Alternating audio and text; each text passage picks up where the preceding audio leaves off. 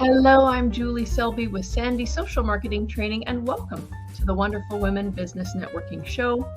We are now meeting twice per month, every second and fourth Thursday of the month, and we introduce you to all kinds of wonderful women and help shine the light on them so that they can tell us all about their businesses, offerings, projects, and passions. And I'd like to introduce my wonderful co-host, Deb Alcadinho. Hi, everyone. Deb Alcadinho, business, of course, social good. So great to be here, Julie. I've missed our shows. Thrilled to be here with you as well. Just getting back into the swing of things still. I know we're toward the end of January here, but I feel like I just had such a nice break over the holidays that I'm just easing myself into this wonderful new year. So true, so true. And I'm kind of excited about our switch in time and our switch to 2 times a month versus every week. And I think it would be totally fine for us as business women to share with our community why we have done this. And that is to reclaim a bit of our time. Doing it every week is lovely to shine the light, help shine the light on other ladies, other women's businesses. But selfishly, I think we needed to reclaim a bit of that time. Yeah, just create some space. Yeah. For some other projects, indeed. And I'm thrilled that we can do both. We can create some space while continuing the show as well. Exactly. So today we don't have any guests today, so we are going to be telling a little bit more about ourselves and our businesses. And I've got some tips to share. So I did present my top 5 trends for small business for social media for 2023. So, of course, I won't be talking about everything in that presentation. I would invite you to watch that full presentation, which is an hour and 15 minutes. Yes, I get excited about my trends. But I think this is important stuff because, as you asked me before, like, why would people care about this? Why should they care about this? They should care because it helps give them information about what kind of content they might create for their content plan for 2023, as well as maybe what social media channels they might choose to spend their time on. And there was yet another scandal today relating to Facebook that I'll mention. And it's just one more reason to consider diversifying the eggs in your social media marketing basket for your business. And I think it's such a great time of year, Julie. I know when you did this last year, and we had this conversation, and I asked you that question: why is this important? Why do people really need to know the trends? And as you so eloquently said last year and reiterated this year, it's important because we're setting up our systems and our processes and our time and our schedule for 2023 or whatever the current year happens to be. You'll do the same for next year as well. And it's really important for us as business owners to know those trends. And like you say, know where to spend our time. It's an investment of your time and energy, and you want to make sure that it's effective and that it pays off for you, right? Rather than, get 6 months or a year. That's a very big question people ask. How do I know if my social media posts are effective? If you've been doing, the same thing for 6 months or more and it's not supporting your business goals, you do need to reevaluate what you're doing and how you're doing things. So I'm not saying you have to follow every single trend. No. At least periodically keeping an eye on, and okay, so I'll stop there because I could go on and on as I do. I want to invite you, Deb, to tell us about you and your business. Oh, thank you. Sure. I'd love to go first. So I think this, new year, it would be a lovely opportunity for each of us to share a little bit more about who we are and what we do. We might have new followers on our channel that might be picking up channels that might be picking up our show and don't know us. So welcome to our new viewers. Exactly. Or if you're watching, thank you to our loyal viewers who have been watching us. Indeed. And if you're new to us, new to our channels, new to the show, then welcome. It's lovely to have you here. Yes. So just telling a little bit more about Business for Social Good and who I am, I thought this would be a lovely way to kind of kickstart the year and share a little bit more about us. So Business for Social Good, who are we? What do we do? So we work with women entrepreneurs to really find purpose, create impact, and change the world using your business, our business, as a force for good. And I really feel like, woo, right? And I feel like I'm on this mission. And it's a big mission.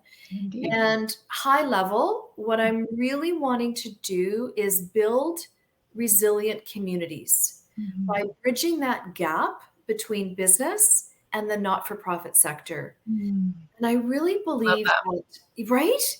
And I so firmly believe that our nonprofits play such a huge part in building that resiliency because they are in tune with the needs of their clients at a community level.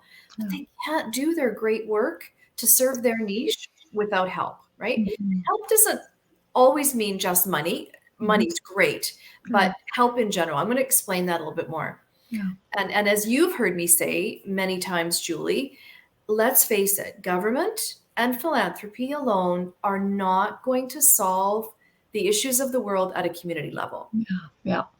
And so the second part of that is I also believe that business plays the second major part in building resilience in any community. I mean, we both happen to live in the same community, but regardless of what community you live, work, and play in, nonprofit and business are the two major parts in resiliency in any community.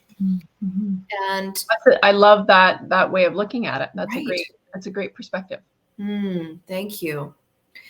When we talk about helping, nonprofits and the charitable sector, many businesses write a donation check, they tick the box, and they move on. They get the big check picture. Right. The It donation. is good for your social media. Nothing wrong with that. It is good for social media. But I know that when business and not-for-profit work together, magic happens. And it's when that business has more of a vested interest in the advancements of that not-for-profit, then the relationship moves from what I call a transactional philanthropy, writing the check, ticking the box, I'm done, to more of a partnership. And that's really ongoing relationship. Driving, that ongoing, how can I help you? What do you need? Business to asking the nonprofit, what do you need? Because it might not always be just money, right? I think that really frees up small business owners as well, who might think, well, what can I really do to help? It allows you to support an organization perhaps in smaller ways. And really, the more people that can help in smaller ways, that really does make an impact on that nonprofit. Yeah, it's collective action, right? Collective action, yeah. Love that. Who are we to assume what that not-for-profit or charity needs? From a individual or from a business perspective, we might say, I have $500 or I have $5,000 or I have 10,000, like whatever that sum is, I have money that I would like to donate to you, right? And I would love you to buy something that is tangible that I can say, my name is on that thing, right? But that's not necessarily what that not-for-profit needs, right? They might need money to go to operating expenses. They might need it to go to a new program or a new initiative or research for a new program or initiative or my goodness, there's so many things, right? So what I'm advocating for and what I'm talking about is when a business connects to a cause that's really aligned to them, one that they want to have more of a vested interest in. Yeah. This is something that stymies a lot of businesses, right? They don't know where to start or they don't know who to support. So they donate to tons of different things, right? If they're a business that's doing well and they have a donation budget, they don't necessarily want to just donate to one. So they donate to tons. Or sometimes businesses don't know who to trust. So they do nothing. Right? So one of the things that I've learned and that I teach is actually how to find and connect with that aligned business. Wow. So I And, want and may I just add, for those who may be new to us, to. yes, Deb will help you find legit businesses in your community, but she also, to even take it a step further back, she can help you find and connect with whatever cause it is that, connects with your heart. And Yes. that's, I think, what gives you that passion, that enthusiasm for Mhm. doing this, Mhm. as well as that purpose, like that sense of meaning. Yeah, for sure. And purpose is at is at the heart, literally, of everything that we do, both, as Unintended. individuals, no pun intended, as individuals, as humans, as businesses. I think if our purpose isn't there, and we help our clients find that purpose and articulate that purpose so that it really sits literally at the heart of everything that we do, how we move about in the world, how we operate our business, and it becomes the ethos, right? Your purpose is the ethos for your business. And it's a journey. It's a process. It Like, you can is. start in small ways Yep. and it can evolve over time, right? Like, you're Yep. not going to turn into a full social impact, purpose-driven business overnight. Overnight. Yeah. It is a journey for sure. One of the things that you've asked me a couple of times now, Julie, to share about is what is the cause that Business for Social Good supports, and how did we get here, right? Like how did this come to be? So do you mind Big if I share topic. that? Please. Okay. So, I mean, hindsight's 2020, and we look back through our trajectory and the threads of our life. But when I look back on mine, I've literally spent my lifetime working toward ending violence against women and girls. Wow. And when I think, when I draw that thread, I've been employed in government, nonprofit. I've contributed financially through the 7 businesses that I've owned over 4 decades. Thousands, Crazy. thousands and thousands, perhaps hundreds of thousands, with all your charity work and businesses. Exactly. Yeah. And I've also been in the fortunate position, the really super cool position, to hand out millions of dollars in community grants working for a community-based cooperative. Yeah. So I've literally been on all sides of the equation of, being employed with and working for and handing out, and really understanding the dynamics that not-for-profits face and this role that business can play in all of this. But when I look back and I think it wasn't until I realized that I could have more impact if I focused on one part of the big issue. So I use an analogy that a lot of people resonate with, and it's like, think of an umbrella. So violence against women and girls is like the top of the umbrella, and all the contributing factors are like the ribs of the umbrella. So if I look back to the time when I was exploring this, it was like, so what one of the ribs was I most aligned with? What one was I aligned with more deeply? What one had more meaning and impact for me? And for me, it was human and sex trafficking. Now, it has personal significance for me as well. But also, when I learned that, shockingly, someone is being trafficked less than a kilometer from where I live, from where you live, every day in Canada, I was shocked. Yeah. And it was an issue, it is an issue that I always associated with other countries of the world, not Canada, right? Right. So when I kind of put all these pieces together and I was like, okay, this is my thing, this is my cause, this is the part of the problem that I can advocate for, that I can relate to, that I can be a voice for, then I needed to find an organization that that I wanted to work with, right? That I wanted to be an advocate for, and that I could move their mission forward.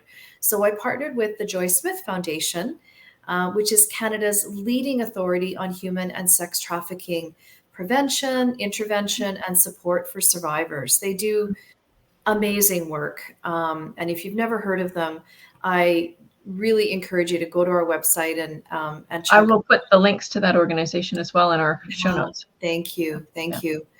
started by an incredible woman called Joy Smith. And, when we think, some of our listeners might think, well, surely that can't be that big of an issue in Canada. Well, to date, they have helped over 7,000 human trafficking survivors and their families restore their lives. So they help reunite them. They, work toward healing and integrating back into their communities. 7,000 is a lot for Canada. How long, like over what time period would that be? I would say, I don't actually have that stat handy, but I think it's about 10 years. But I might have that wrong. It's just, I mean, if they were the same organization in the Philippines or Great Britain or, some of the other countries where trafficking is rampant, then surely that figure would be astronomical. But I still think that's pretty darn significant for Canada. Oh my gosh, yeah, it's still shocking. Yeah. And they've done, Joy Smith is a retired parliamentarian, and she enacted a number, I should say, of laws that helped law enforcement work with cross-border, I guess you could say, the long arm of the law, right? And help like partners. Yeah, and help really crack down on human trafficking and sex trafficking, and bring people to justice and be able to bring the men, women, and girls, back across the line if they had found their way into other countries, if they've been trafficked into other countries, I should say. And there was some shocking statistic about, I didn't know this, I learned this from you, or perhaps something you might have posted on your social media about that. It's likely someone who's pretended to be, say, a boyfriend. Oh yeah. So they romance the young lady and act as if they love them, and it's the boyfriend, and then before you know it, the tide turns and things change. So it's and that's often the case, right? It's luring, it's grooming, and this relationship can go on for a couple of years, right? A couple of months to a couple of years, and they, I mean, there's all sorts of ways, but they befriend, they shower with gifts, I love you, I'm going to change your life. It's not necessarily the snatching, the white van driving down the road and being snatched off the street, images that some people have of people being,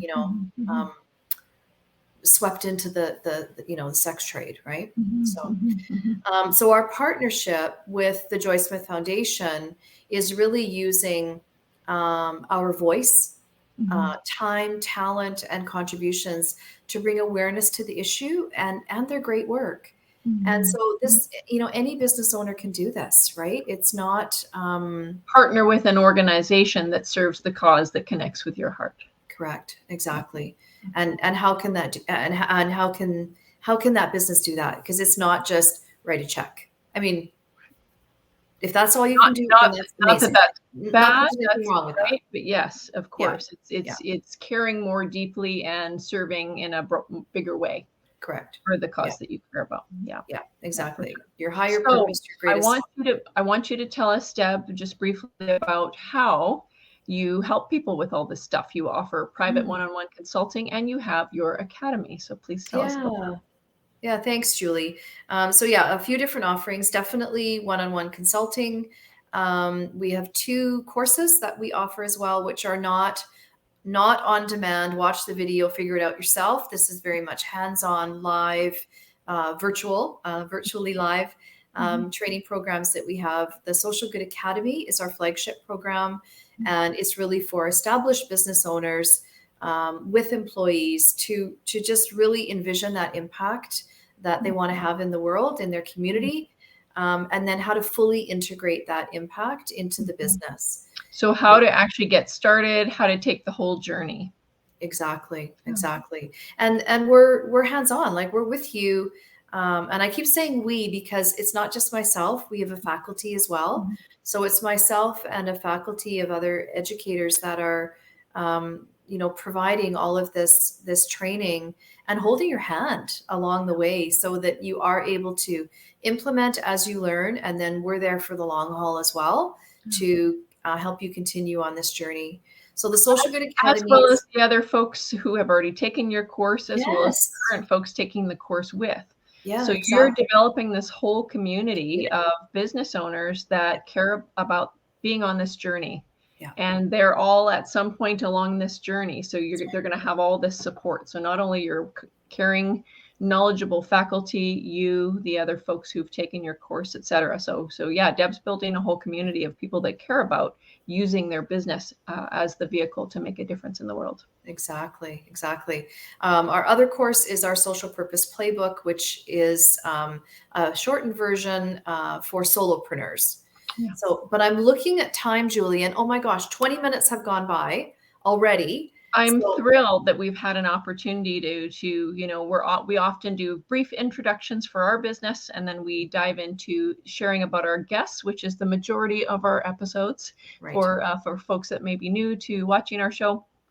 But it is so nice to have an opportunity to hear more about you and your business. And I have wanted you to tell a little bit more about the cause that you champion for quite a while, because it is it is a heavy topic. It's an important one, and probably one that not every business owner might choose for themselves, right?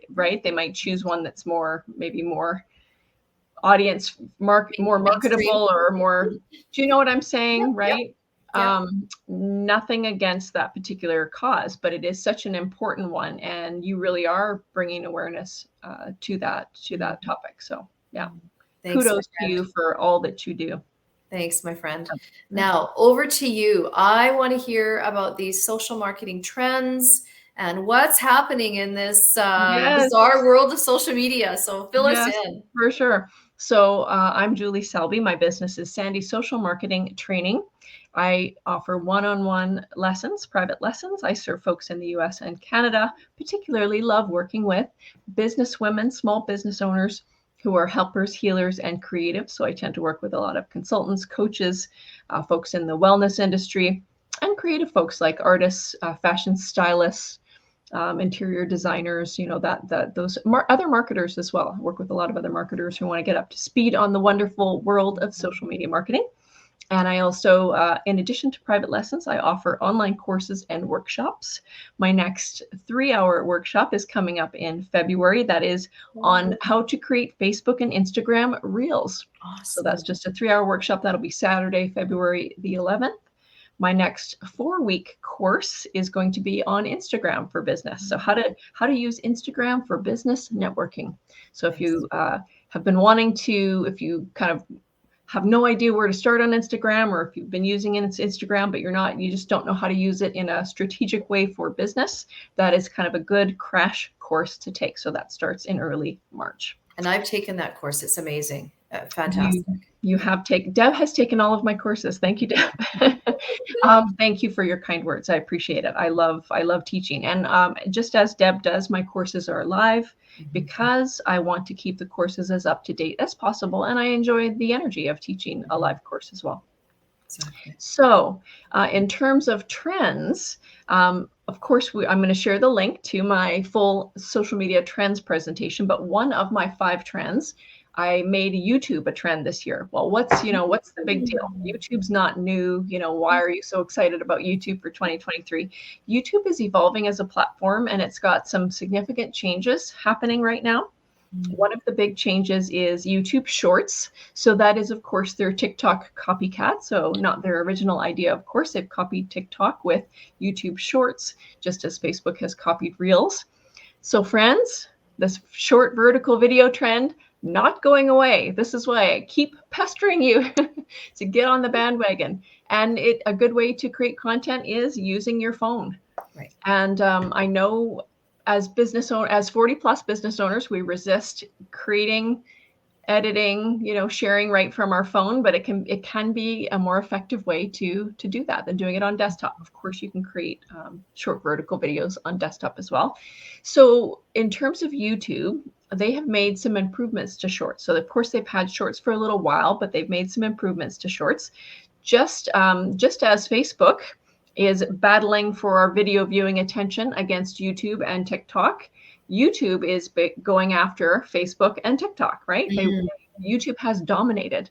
And the very interesting thing about YouTube is it has a couple of billion viewers, just like Facebook does, compared with TikTok's billion plus viewers. So got as many viewers as Facebook. They've got deep pockets because, of course, they're owned by Google, also known as Alphabet, is the parent company now. And so they've been around a long time. They are also known as the place where creators can actually make a living. And certainly in the US and Canada and all over the world, creators actually do have that as how, one of their main revenue streams that they make money, make a good living at. So therefore, there's also good content there. Unlike some of the other social channels like Facebook, for example, where sometimes they've had money for creators and then it's like, oh, we're out of money for creators, but oh yeah, now we need to compete with TikTok again. So guess what, creators, we have some money for you now. We're creating ways for you to make money now. So YouTube Shorts, they are going to be starting to revenue share with creators. So that will help keep creators happy. However, that doesn't necessarily apply to us small business owners because we don't necessarily have the volume of content. With that said, the reason I'm so excited about it is because it's an opportunity to get your content in front of people who might not know you yet. So even if you have no content on your channel, even just uploading one short video would have a chance at getting in front of some people who don't know you yet. And if you keep uploading those short videos, you're going to have a chance of having more people discover you. So with that, if you are also creating some longer video content on your YouTube channel, YouTube is now creating what they call like a bridge, so that if people are watching your shorts content, YouTube will be more likely to serve your longer video content to them. Also, they've continued with improvements for shorts. So you may or may not have noticed that on YouTube channels, they now have a dedicated tab for YouTube Shorts. They've actually added a dedicated tab for YouTube Shorts as well as a dedicated tab for YouTube Live. And they are encouraging what they call like the multi-format creator. So they're encouraging business owners, creators on YouTube to use all of their formats, just as most social channels would like us to do, right? So regular videos of any length, the traditional YouTube videos, as well as these shorts, as well as live video. And another interesting thing, so we're broadcasting live, and if I was broadcasting live to YouTube right now, and if someone happened to be watching one of my shorts, they would see a nice red circle around my username on the YouTube short they were watching. So that person could potentially tap on the profile picture and appear on our live video. So they're adding some benefits like that in terms of, having people consume all of your content on the platform and encouraging us creators to use all of the different types. Another interesting thing, they're going to start to serve YouTube Shorts on smart TVs. So really? That was a trend and they did a whole redesign of the product to be able to be served on a smart TV. So that was one of the trends I mentioned in my report, in my presentation from last year, was that more people are watching YouTube just like they watch, Netflix or Amazon Prime on their smart TV. And but yet they didn't have shorts yet. So they've done a whole redesign now. So shorts are going to be served. I haven't seen it yet on our TV, but that's coming soon, where shorts are going to be able to be viewed on a smart TV. Wow. So there's that. And then the last thing that I think is really important is that YouTube has now finally, I don't know what arrangement they had to make with music rights licensing issues. They now are allowing creators to use sounds or commercial music up to 1 minute. So we have been able to, up to this point, create or simply upload. So you can upload a 60-second video that's already edited, but you can also create within, and I should mention this is on mobile. You do still have to upload shorts on YouTube mobile app. You cannot do this on desktop yet. So if you're looking for it on desktop, you won't find it. But all channels should have access to YouTube Shorts now. So uploading or creating from mobile, we could only use 15 seconds of a commercial song. Kind of dumb, right? That we could only use, where on TikTok we can use longer. I don't know if it's, I know I know TikTok has increased the length of videos now. I think most commercial songs are, a couple minutes, usually max. Usually, yeah, yeah. Most people create short videos somewhere in the 60-second to 90-second range. Short, really short can be good too. 15 seconds can be good too if you're doing like just a quote, inspirational quote or something with a little video background, the quote tweet format that people use. But in general, we want to be able to have at least 60 seconds. And part of the reason for that is that we can create a piece of content that could potentially get shared on Facebook, that could get shared on Instagram Reels, that could get shared on TikTok, that could get shared on YouTube Shorts. And you can even share that same, even though LinkedIn, for example, doesn't have, a swipe up TikTok style feed. Yeah. Yet, and they may choose not to follow the trend and copy everybody, just like, pretty much even Pinterest has it, Reddit has it, pretty much every social channel out there has copied TikTok's vertical video swipe up feed. Yeah. So LinkedIn, even though LinkedIn may not have that and may or may not get that in the future, you can still share that exact same video content on LinkedIn. Yeah. Yes. So that 60-second mark is a good length, because you may not be on all the channels, but say you're on 2 of those channels or 3 of those channels, you could then schedule or have your virtual assistant, or if you're doing it yourself, schedule it potentially to several different platforms. And we can now use up to 60 seconds. So that was a major complaint of many creators, that we couldn't use a full. The other interesting thing about YouTube, where I think there's some interesting content creation possibilities, is you can take up to a little snippet of any video. So, say I was watching Stephen Colbert's talk show, and I want to take a short little snippet of his monologue and then use that in my video creation process. I can do that. So there's just a different potential there, because there's so much content on YouTube. So that's up to the user. So when the user uploads their content, they can turn off, it's called remix.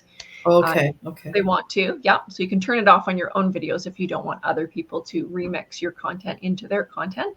But many channels have that on, like even big commercial channels like news stations and all kinds of channels. So if you wanted to use that to create some shorts for your channel, that could be an interesting way to use that as well.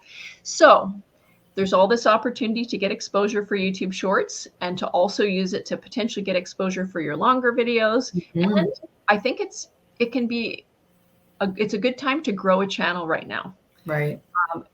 In part due to YouTube Shorts. The other very interesting thing that is happening right now that is relatively new for YouTube is the community tab.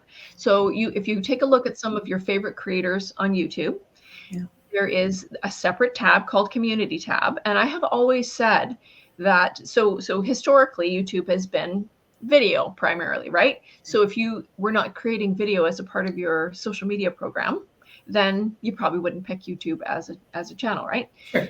As one of your channels in your marketing mix.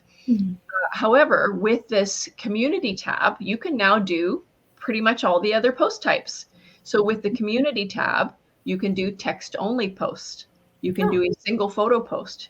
You can do a carousel post with up to 5 carousel pictures, just like an Instagram carousel. Yeah. You can do a GIF. You can do a poll.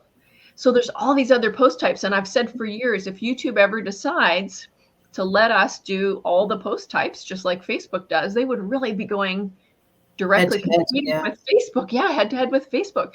So, however, historically, this community tab has only been available to larger creators. Okay, I was going to ask you that, if you had to have a certain number of followers. So when I look at the documentation for this community tab, it used to say 10,000 subscribers. Okay, so that's tricky. Right. Then they lowered it to 1,000 subscribers. Then they lowered it to 500 subscribers. Oh, wow. Now, however, so this is why it's a big deal. I'm screaming this from the rooftops. They are now allowing smaller subscribers to have access to this community tab. Now, I've just started a brand new channel, and I think I have 8 subscribers on my Sandhi Social YouTube channel. So I do not have access to it yet. However, I have seen channels with less than 100 subscribers that have a community tab. What? And my client YouTube channel, this is my travel client that sells Galapagos and Ecuador travel. Yeah. They have a YouTube channel with 226 subscribers. And they have it? They have it. They just got it. They just got access to it. So I've already started to play with it. Oh, I'm so excited. Yes. Now, they do have some video content on there. So I do understand them rolling this feature out. So again, if you've got a brand new channel with no subscribers and no video content, Right. you need to get busy. You need to get going. Yeah. You need to start posting some content on there, because I would imagine it's going to roll out to creators that are actually actively using the platform, adding video. Yeah. But I mean, that's achievable. That's doable. Yeah. My niece, who is 9 years old, has been doing YouTube shorts, and she now has over 100 subscribers on her channel. I think she's What?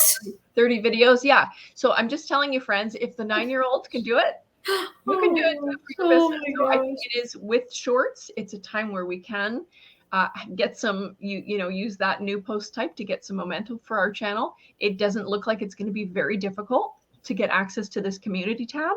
So literally the only thing YouTube is missing is private messages.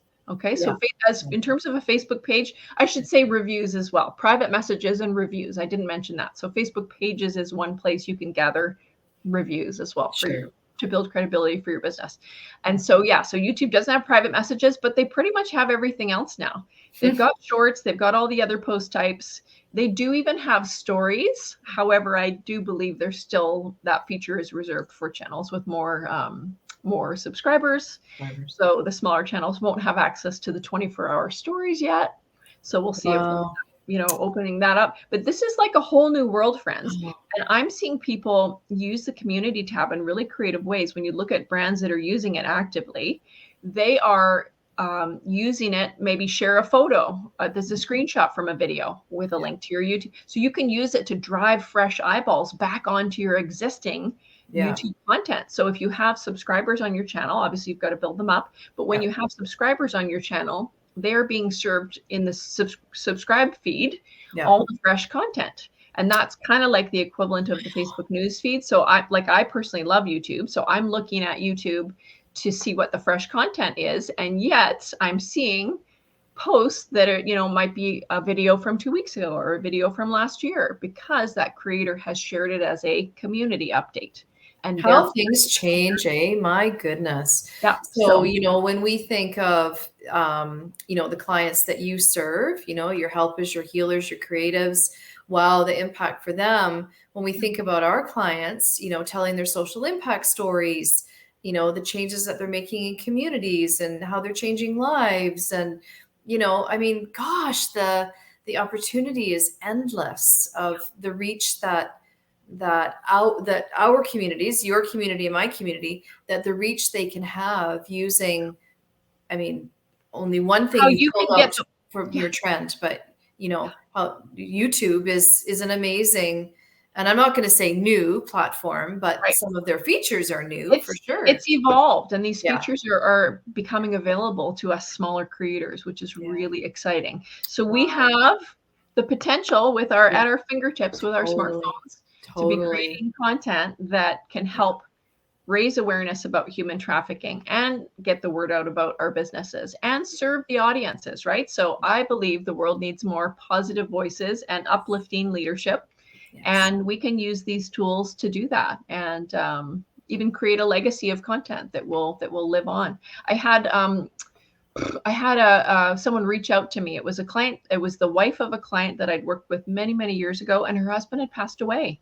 And she actually told me she was really enjoying the video content that was on his YouTube channel that I had helped him create. And it was like, I don't know, nearly 9 years ago, something like that. And she said, do you still happen to have any of that video footage? I'd love to use that for his celebration of life. And I actually did have the footage, and I sent it to her. So, oh my gosh. Yeah, it was fascinating that God, took my breath away. Yes. She could still be, I have my favorites that I enjoy, like Louise Hay is one of my favorite uplifting voices that I enjoy. I listen to her meditations and her calming, soothing voice regularly. And of course she's no longer with us, but I can enjoy her wisdom and still benefit from her knowledge and wisdom and her beautiful energy, because she's got this whole legacy of content online.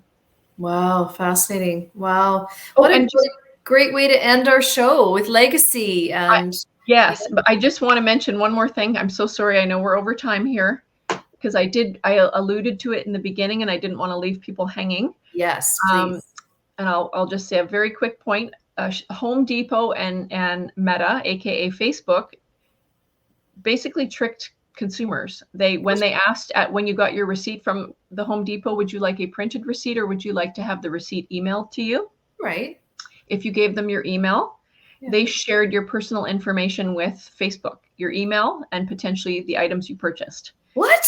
Yes, it's absolutely shocking that they would do that. And this was uncovered by our Canadian Privacy Commissioner, and they made the announcement. I just saw it today. I don't know when exactly the announcement was, but I don't know why I'm shocked. There would be yet another breach of trust from Facebook and Home Depot, and yet another privacy scandal. So, but I'm grateful that they've announced it so that we can be aware. So if any, and our good friend Bonnie Chomika made a good point on my LinkedIn post.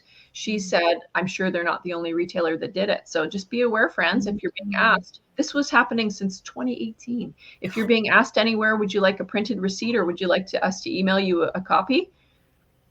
They were not informing people of what they were doing with that information. And I do hope they're punished. I won't hold my breath on that one. But anyway, just an interesting tidbit. Wow. Well, there's several retailers who do that.